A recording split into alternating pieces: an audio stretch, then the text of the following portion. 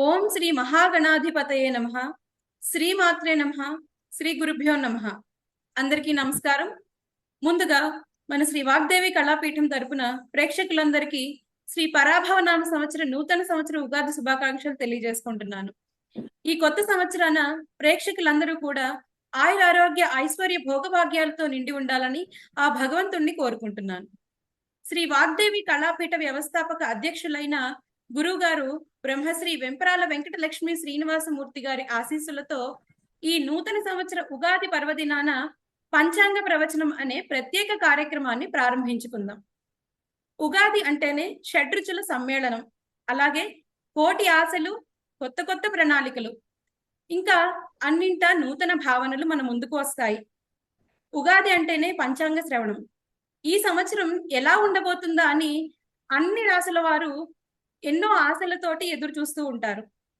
అయితే ఈ పరాభవనామ సంవత్సరాన దేశకాల పరిస్థితులు ఎలా ఉండబోతున్నాయి, ద్వాదశ రాసుల వారికి ఏ విధమైన ఫలితాలు ఉండబోతున్నాయి అనే ఇత్యాది విశేషాలను గురించి మనందరికీ అర్థమయ్యే రీతిలో సులభంగా వివరించడానికి ప్రముఖ జ్యోతిష నిపుణులు దైవజ్ఞ శ్రీ తనికెళ్ల ప్రభాకర్ రావు గారు మన వాగ్దేవి కళాపీఠ అంతర్జాల వేదికకు విచ్చేసి ఉన్నారు. ముందుగా మనం వారిని ఆహ్వానించుకుని వారి మాటల ద్వారా ఈ సంవత్సరం ద్వాదశ రాశుల వారి ఫలితాలు, నవనాయకుల విశేషాల గురించి తెలుసుకుందాం. గురుగారు నమస్కారం అండి. సౌభాగ్యమస్తమ్మా. శ్రీమాత్రే నమః. గురుగారు, ముందుగా మీకు శ్రీ పరాభవనామ సంవత్సర ఉగాది శుభాకాంక్షలు తెలియజేసుకుంటూ ఈ కార్యక్రమానికి స్వాగతం చెప్తున్నానండి. శుభం భవతు. శ్రీమాత్రే నమః. గురుగారు, చాలా చాలా సంతోషంగా ఉందండి. ప్రతి సంవత్సరం లాగానే ఈ సంవత్సరం కూడా మీరు మా కోరిక మన్నించి మన వాగ్దేవి కళాపీఠంలో ఈ ప్రత్యేక పంచాంగ ప్రవచన కార్యక్రమానికి విచ్చేసినందుకు మీకు ధన్యవాదాలు తెలియజేసుకుంటున్నాను. శుభం భవతు. శ్రీమాత్రే నమః. గురుగారు, మీ మాటల ద్వారా ఈ సంవత్సర పంచాంగం గురించి వివరించవలసిందిగా కోరుకుంటున్నాను గురుగారు. అలాగేనమ్మా. శ్రీ గణేశ శారదా గురుభ్యో నమః. శ్రీ భ్రమరాంబ శ్రీ మల్లికార్జున స్వామినే నమః. శ్రీమత్ శ్రీ గురు బ్రహ్మ గురుర్ విష్ణు గురుర్దేవో మహేశ్వర గురు సాక్షాత్ పరబ్రహ్మ తస్మై శ్రీ గురువే నమః. సదాశివ సమారంభాం వ్యాస శంకర మధ్యమాం అస్మదాచార్య పర్యంతం వందే గురు పరంపరాం. గురవే సర్వలోకానాం భిషజే భవరోగిణాం నిధయే సర్వవిద్యానాం శ్రీ దక్షిణామూర్తే నమః. ధర్మజ్ఞం ధార్మికం ధీరం ధర్మాత్మానం దయానిధిం జ్యోతిశాస్త్ర ప్రవక్తారం పరాశర గురుమహం వచే.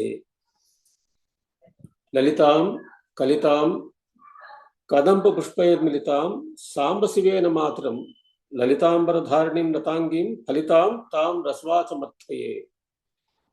ప్రసన్నతాం సమాబుద్ధిం విశదాం పాండితీం శుభాం విద్యావృద్ధిం సదా దద్యాత్ కాశ్మీరేషు సరస్వతి. సామే వసుతి జిహ్వాగ్రే బ్రహ్మరూపా సరస్వతి ప్రణోదేవి సరస్వతి వాజేభిర్వాజినీవతి ధీనామత్రీవతు ధీనామత్రీవతు ధీనామత్రీవతు. శ్రీమాత్రే నమః. శ్రీమాత్రే నమః. శ్రీమాత్రే నమః. శ్రీ పరమేశ్వర భక్తి తత్పరులైన శ్రీ వాగ్దేవి కళాపీఠం వ్యవస్థాపకులకి, ఈ కళాపీఠం కార్యక్రమ నిర్వాహకులకి, సాంకేతిక బృందానికి, ప్రత్యక్ష పరోక్ష ప్రేక్షక శ్రోతలందరికీ శ్రీ పరాభవనామ నూతన సంవత్సర ఉగాది పర్వదిన శుభాకాంక్షలు.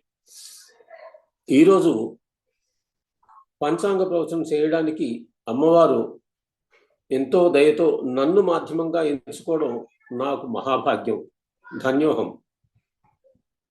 పంచాంగ శ్రవణం ఫలితం ముందుగా ఒక శ్లోకంలో తెలుసుకుందాం.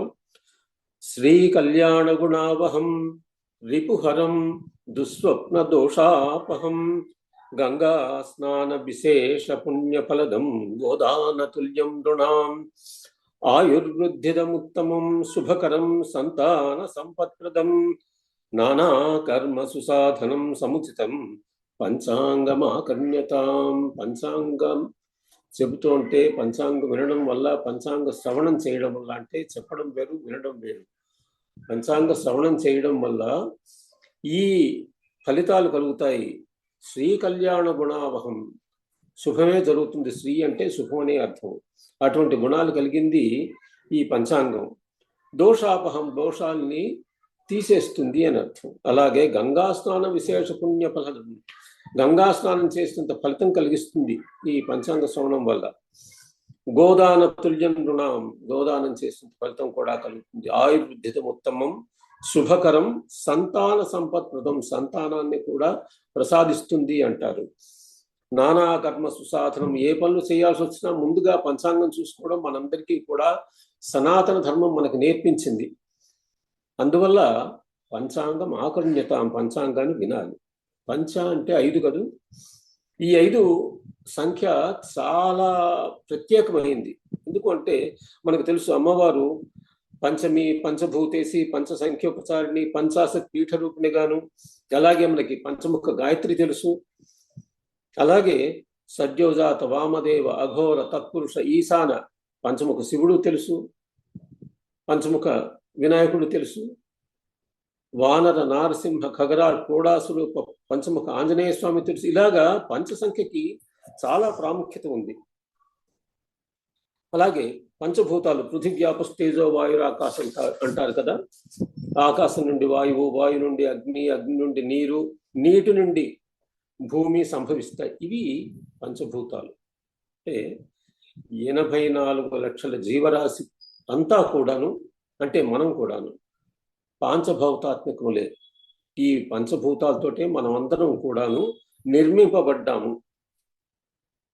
అలాగే సూర్యోదయం నుండి సూర్యోదయం వరకు 24 గంటల ప్రమాణం గల ప్రతి దినము కూడా 5 అంగాలు కలిగి ఉంటుంది. అందుకే దాన్ని పంచ అంగము, పంచాంగము, పంచాంగము అంటాం మనం. అవే తిథి, వార, నక్షత్ర, యోగ కరణాలు. ఈ 5 అంగాల్ని కలిగి ఉంటుంది ప్రతి దినము కూడాను. ఇక ఈ సంవత్సర పంచాంగ విచారణ. మన భాగ్యనగరంలో ఈరోజు ఉదయం సూర్యోదయం 6:21:53 అయ్యింది. అలాగే సూర్యాస్తమయం సాయంత్రం 6:25:32 అవుతుంది. చంద్రోదయం సాధారణంగా అందరూ చంద్రోదయం సాయంత్రం అవుతుంది అనుకుంటారు, కానీ ఇది అమావాస్య తర్వాత వచ్చిన పాడ్యమే కాబట్టి సూర్యుడితో పాటే చంద్రోదయం కూడా అవుతుంది. అందుకు చంద్రోదయం ఉదయం 6:19:09 అవుతుంది, అయ్యింది. ఇక తిథి సూర్యోదయానికి ఇవాళ అమావాస్యే ఉంది. అంటే ఈరోజు సూర్యోదయం అయిన తర్వాత 32 నిమిషాల వరకు అమావాస్య ఉంది. అమావాస్యతోటే ప్రారంభమైంది కూడా ఈరోజు. ఇవాళ ఉదయం 6:53:15 శ్రీ పరాభవనామ నూతన సంవత్సర శుక్లపక్ష పాడ్యమి ప్రారంభమైంది. నేటి సూర్యోదయ పూర్వం, అంటే ఇవాళ సూర్యోదయ పూర్వం నుంచి రేపటి సూర్యోదయ పూర్వం వరకు ఉత్తరాభాద్ర నక్షత్రం ఉంది. చాలా శుభ నక్షత్రం. ఉత్తరాత్రయం అనేది చాలా మంచిది. అందులో ఉత్తరాభాద్ర నక్షత్రం చాలా విశేషం. అలాగే శుక్లయోగం కింస్తుప్న కరణం. ఇవాళ గురువారం. ఇవాళ దుర్ముహూర్తం ఉదయం 10:23 నుంచి 11:11 వరకు. అభిజిత్ లగ్నం. అభిజిత్ లగ్నం అంటే ఆ సమయంలో ఏ కార్యం తలపెట్టినా, ఏ కార్యం ప్రారంభించినా కూడాను నిర్విఘ్నంగా సాగుతుంది, నిర్విఘ్నంగా జరుగుతుంది అని. అందుకు అభిజిత్ లగ్నం మధ్యాహ్నం 12 నుంచి 12:48 వరకు ఉంటుంది. రాహుకాలం మధ్యాహ్నం 1:54 నుంచి 3:25 వరకు. మళ్ళీ దుర్ముహూర్తం అంటే పొద్దున దుర్ముహూర్తం 10:23 నుంచి అన్నాను. ఇప్పుడు పునర్దుర్ముహూర్తం మధ్యాహ్నం 3:12 నుంచి సాయంత్రం 4 గంటల వరకు ఉంటుంది. వర్జ్యం మధ్యాహ్నం 2:26 నుంచి 3:57 వరకు వర్జ్యం. కుజ శని గ్రహాలు ఇవి 2 అస్తంగతులు అంటే సూర్యుడికి దగ్గరగా వచ్చినప్పుడు ఆ గ్రహం అస్తంగతం అవుతుంది, అంటే దాని యొక్క శక్తిని కోల్పోతుంది. అలాగా కుజ శని గ్రహాలు 2 కూడాను అస్తంగతులై ఉన్నాయి, సూర్యుడితో కలిసి ఉన్నాయి. అలాగే బుధుడు వక్రించి ఉన్నాడు. వక్ర బుధుడు, రాహువు, కేతువులు ఈ 3 గ్రహాలు కూడా వర్గోత్తమమై ఉండగా, వర్గోత్తమం అంటే రాశి చక్రంలో ఎక్కడ ఉంటాయో ఒక గ్రహం మిగతా అంశంలో కూడా ఆ గ్రహం అక్కడే ఉంటే దాన్ని వర్గోత్తమం అంటారు. అలాగా బుధ రాహు కేతువులు వర్గోత్తమై ఉండగా విపరీత కాల సర్పదోషంతో ఈ సంవత్సరం ప్రారంభమైంది. ఇక ఈ వర్షలగ్నం మీనలగ్నం. వర్షలగ్నం అంటే వర్షము అంటే సంవత్సరము. ఈ సంవత్సరానికి లగ్నం మీనలగ్నం. మీనలగ్నానికి అధిపతి బృహస్పతి, గురువు. ఈ మీనలగ్నంలోనే ఈ సంవత్సరం అంటే ఉగాది నాడు ఈరోజు లగ్నంలో రవి, చంద్ర, శుక్ర, శని ఈ ఉగాది నాడు ఉన్నాయి. ఈ 4 గ్రహాలు ఉన్నాయి. అలాగే మీన లగ్నవశాత్ అంటే వర్షలగ్నవశాత్ అర్ధాష్టమ గురువు మిథునంలో ఉన్నాడు, అందుకు అర్ధాష్టమ గురువు అంటారు. ఇది వర్షలగ్నం. ఇక జగల్లగ్నం అంటే ప్రపంచానికి, విశ్వానికి, అలాగే రాష్ట్రానికి, దేశానికి కూడా అనుకుంటారు. దాన్ని సూచిస్తాయి ఈ జగల్లగ్న ఫలితాలు. ఈసారి జగల్లగ్నం వృషభ లగ్నం అయింది. జగల్లగ్న వశాత్ ద్వితీయ లాభాధిపతులైన బుధ గురువుల పరివర్తన శుభప్రదం. ఎందుకంటే వృషభ లగ్నానికి 2వ ఇంట్లో గురువు ఉన్నాడు. వృషభ లగ్నానికి ఏకాదశిలో అంటే 11వ ఇంట్లో బుధుడు ఉన్నాడు. అంటే గురువు బుధుడు పరస్పరం మారే ఒకళ్ళింట్లో ఒకళ్ళు ఉన్నారు. కాబట్టి అది చాలా శుభప్రదమైన సూచన.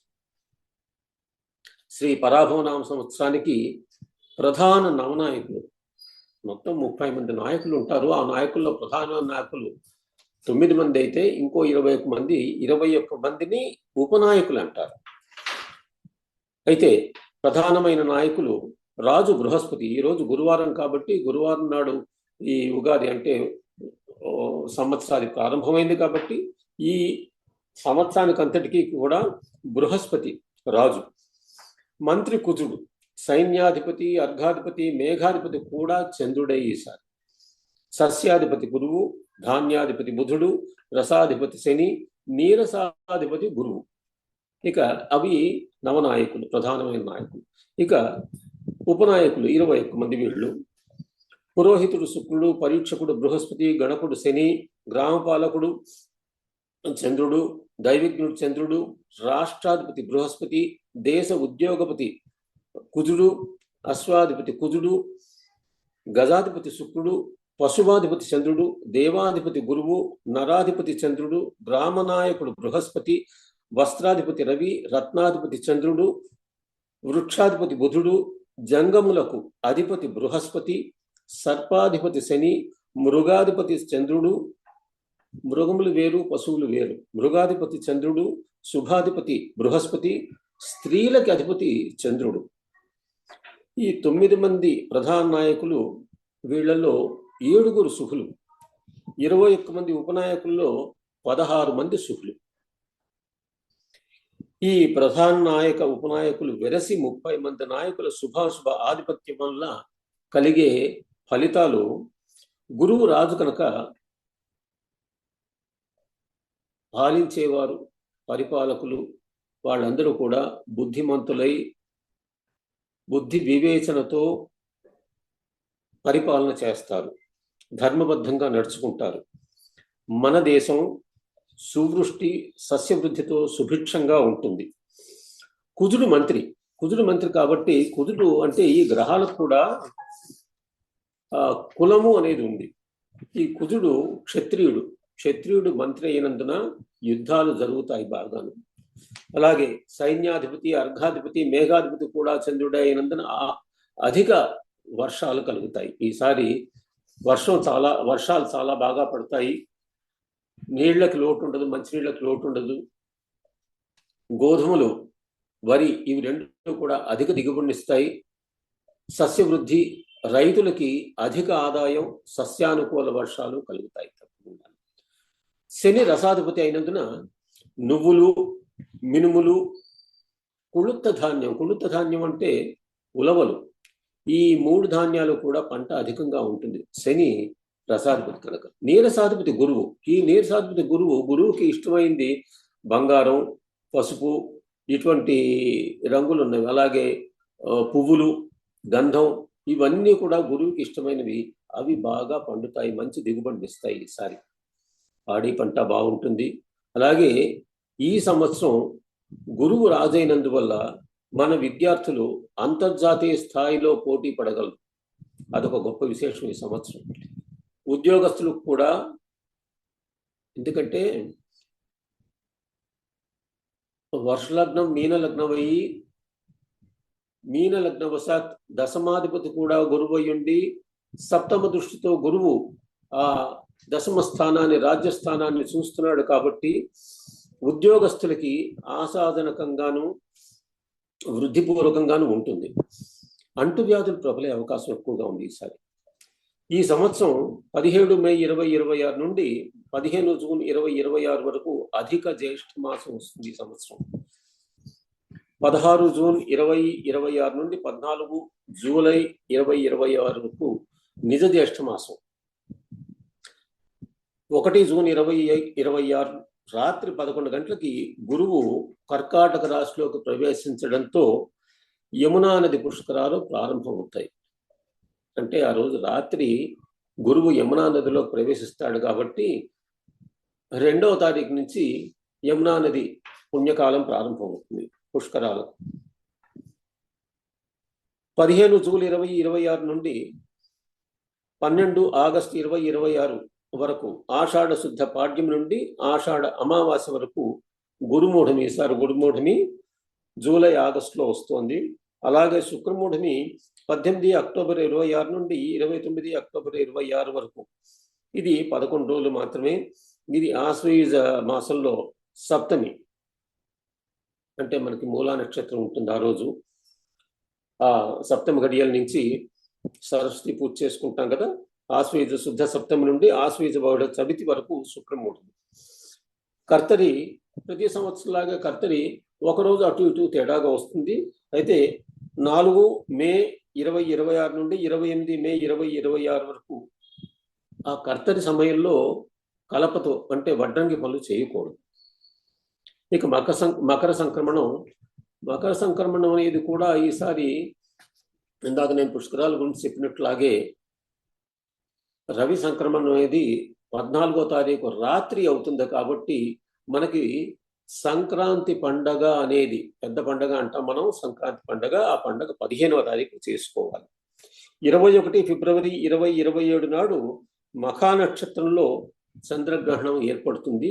అయితే ఈ చంద్రగ్రహణం ఉత్తరాది రాష్ట్రాల్లో అలాగే పశ్చిమ రాష్ట్రాల్లో ఉంటుంది, కానీ మన తెలుగు రాష్ట్రాల్లో మాత్రం మనకి కనిపించదు. సూర్యగ్రహణాలు మన దేశంలో ఎక్కడా సంభవించవు. ఇక వివిధ రాశుల వారికి, వివిధ నక్షత్రాల వారికి ఆతృత, ఉత్కంఠ కలిగించే ఈ సంవత్సర ఫలితాలు కేవల సూచన ప్రాయంగా మాత్రమే తెలియజేయబడుతున్నాయి.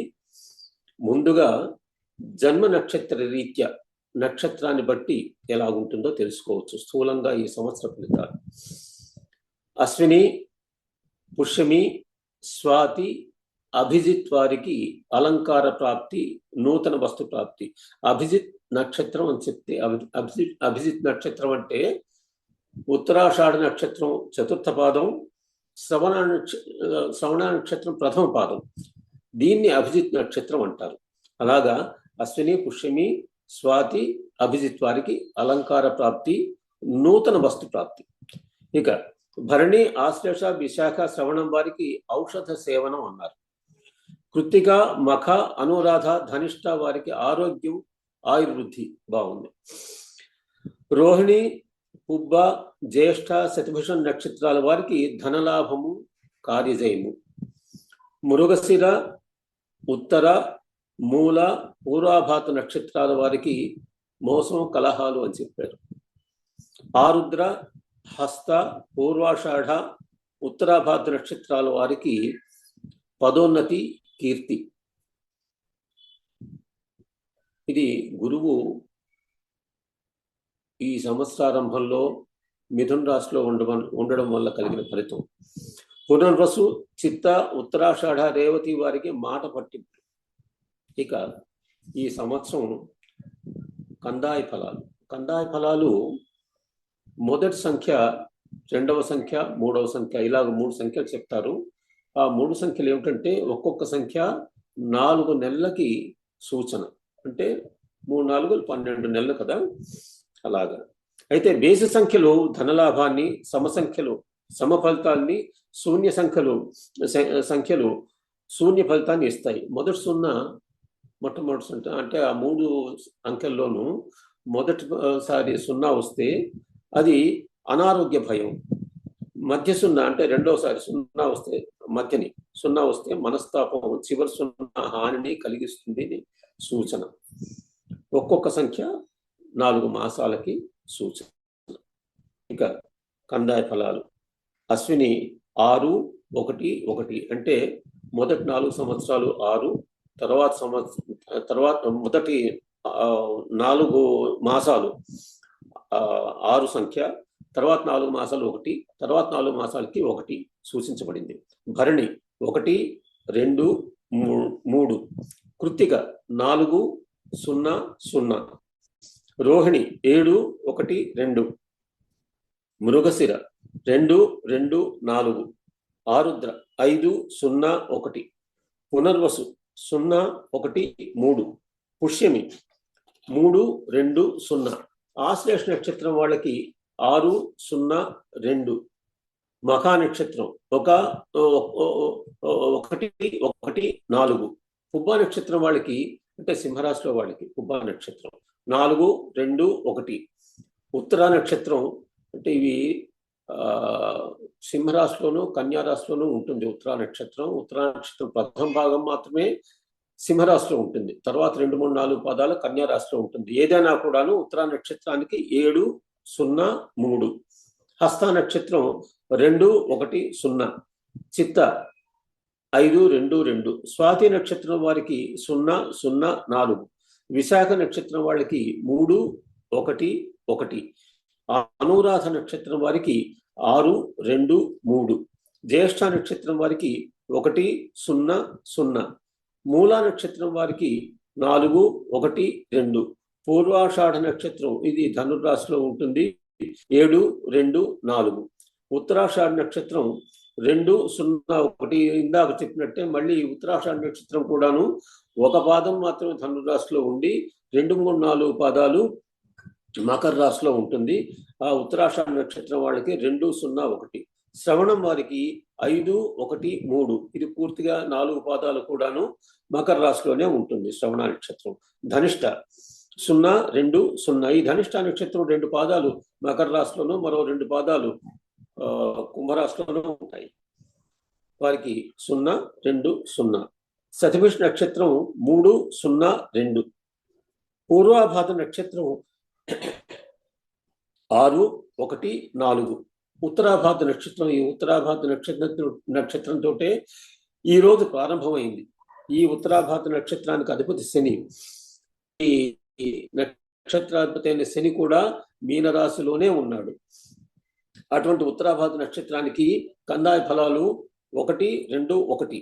రేవతి చివరి నక్షత్రం 4 0 3, ఈ రేవతి నక్షత్రం కూడా మీనరాశిలోనే ఉంటుంది.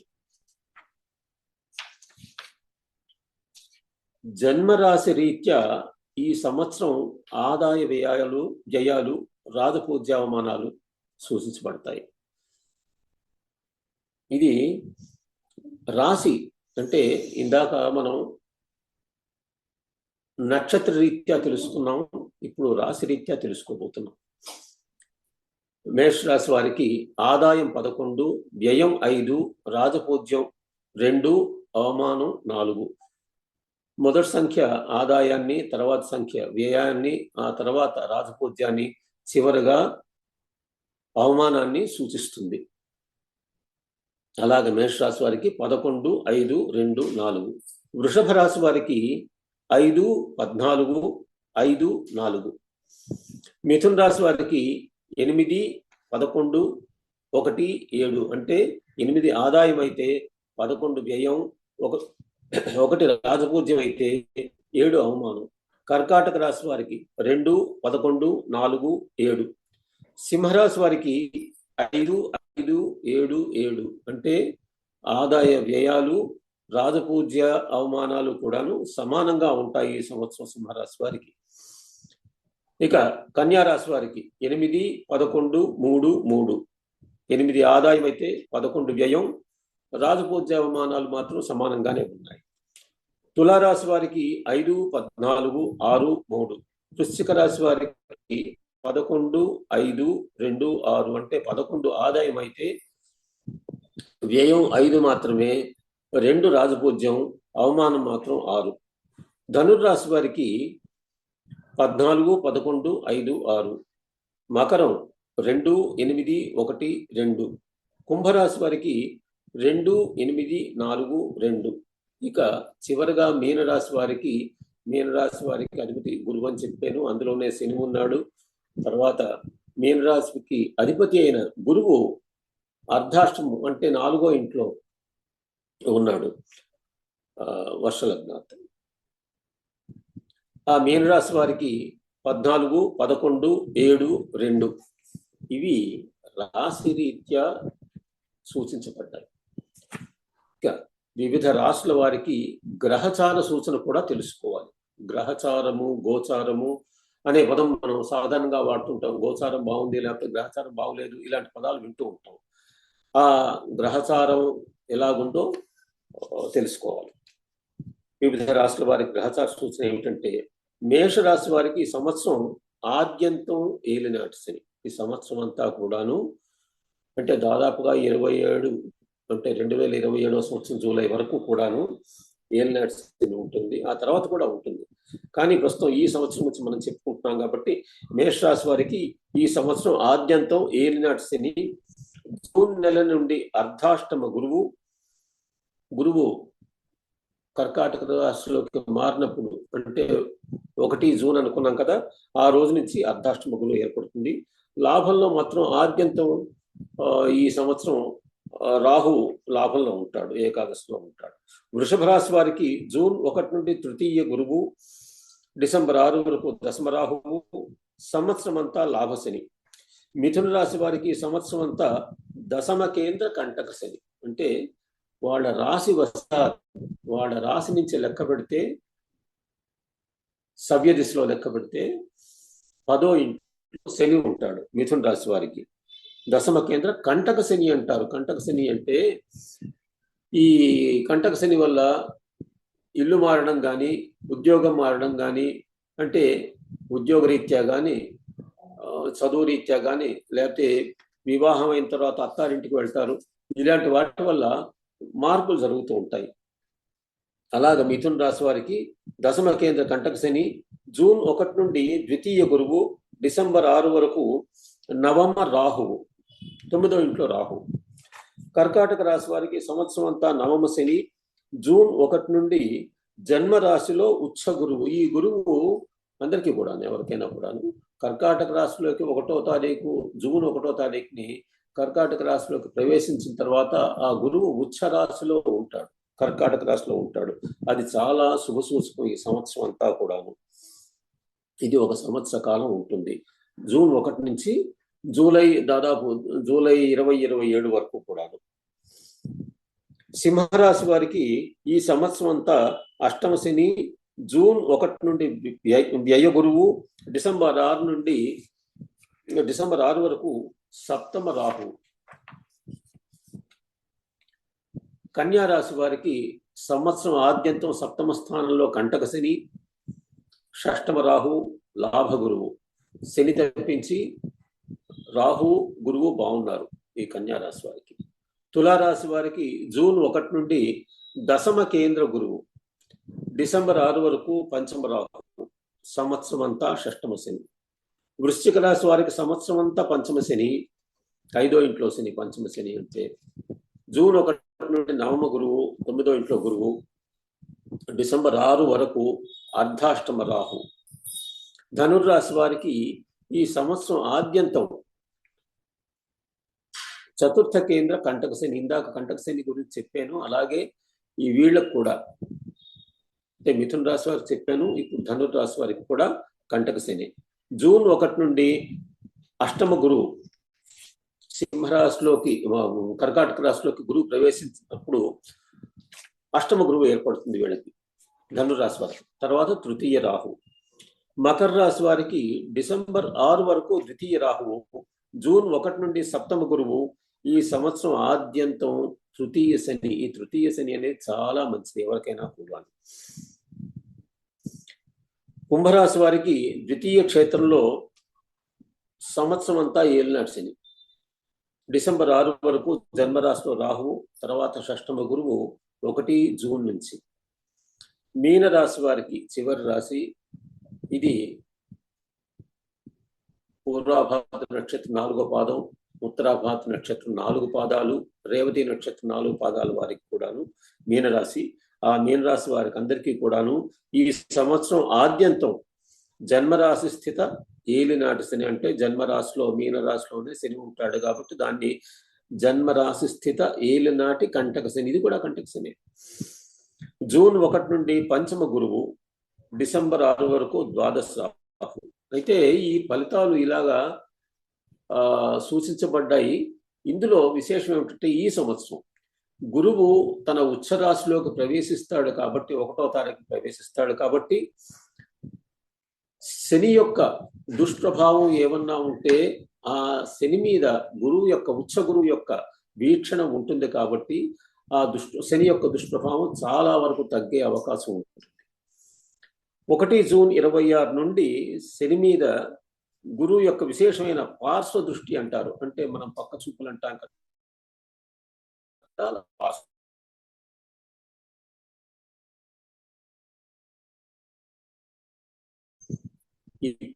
వరకు చెప్పిన ఈ సంవత్సర ఫలితాలన్నీ కూడా కేవలం సూచన ప్రాయం మాత్రమే. ఎవరికి వారు విడివిడిగా వాళ్ళ జాతకాలు చూపించుకుని దాని ప్రకారం నడుచుకోవాలి. వీటిని బట్టి, అంటే ఇప్పుడు చెప్పిన ఫలితాలను బట్టి ఎవరు కూడా నిరుత్సాహ పడనక్కర్లేదు.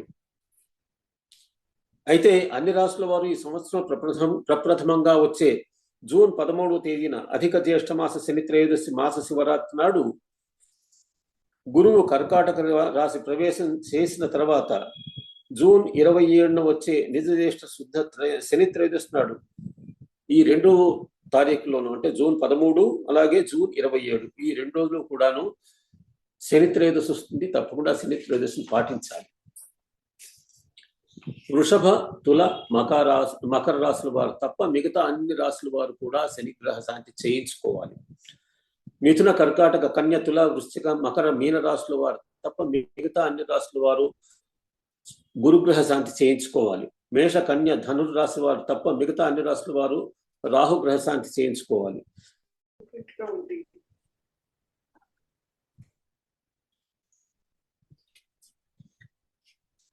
గ్రహదోషపు శమనంకై విశేషమైన పుణ్యక్షేత్రాలు దర్శించుకోవడం మంచిది. అంటే శని క్షేత్రము, శని సింగనాపూర్ మనకందరికీ తెలిసినదే, దత్తాత్రేయ క్షేత్రము, గాణగాపూర్ మనకు తెలిసినదే. ఇలాగా జ్యోతిర్లింగ దర్శనం ఏదైనాను, అలాగే మనకి దగ్గరలో ఉండే శ్రీశైలం ఉంది, శక్తిపీఠమైన విజయవాడ కనకదుర్గమ్మ వారు ఉన్నారు. ఇలాగ ఈ శక్తిపీఠాలని, వైష్ణవ క్షేత్రాలు మనకి యాదాద్రి దగ్గరలో ఉంది, శ్రీరంగం, ఇలాంటి వైష్ణవ క్షేత్రాలు దర్శించుకోవడం మంచిది. ఈ పంచాంగ ప్రవచనం ముగించే ముందు నా ఇష్టదైవమైన పరమేశ్వరునికి చిన్న పద్య రూపంలో నా మనవిని విన్నవించుకుంటున్నాను. భక్త కోటి సంఘ పాలన తత్పర, భవము పొందనీకు పాపహారి, సన్నుతింతు నిన్ను సాంబ సదాశివ, చక్కబెట్టు నాదు జన్మనింక. వాగర్థావ్యవ సంపృక్తో వాగర్థ ప్రతిపత్తే, జగత పితరో వందే పార్వతీ పరమేశ్వరో. సర్వమంగళ మాంగళ్యే శివే సర్వార్థ సాధికే, శరణ్యే త్రయంబకే గౌరీ నారాయణే నమోస్తే. లోకా సమస్త సుఖినో భవంతు. శ్రీ భవానీ శంకర స్వామి అనుగ్రహవశాత్ మమ భారతదేశే ఆచంద్రతారార్కం శాంతిరస్తు. శివం మే అస్తు. గ్రహా కుర్వంతు మంగళం. స్వస్తి.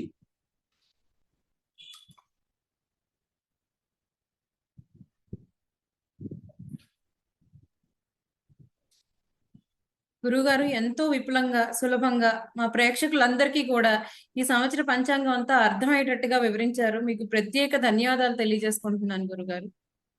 శుభం భవతు. శుభం భవతు. మరోసారి వాగ్దేవి కళాపీఠం వారందరికీను తదితర ప్రేక్షక శ్రోతలందరికీ కూడాను నూతన సంవత్సర శుభాకాంక్షలు. శుభం భవతు. శ్రీమాత్రే నమః. స్వస్తి. ధన్యవాదాలు గురుగారు. లోకా సమస్త సుఖినో భవంతు. స్వస్తి. తథాస్తు.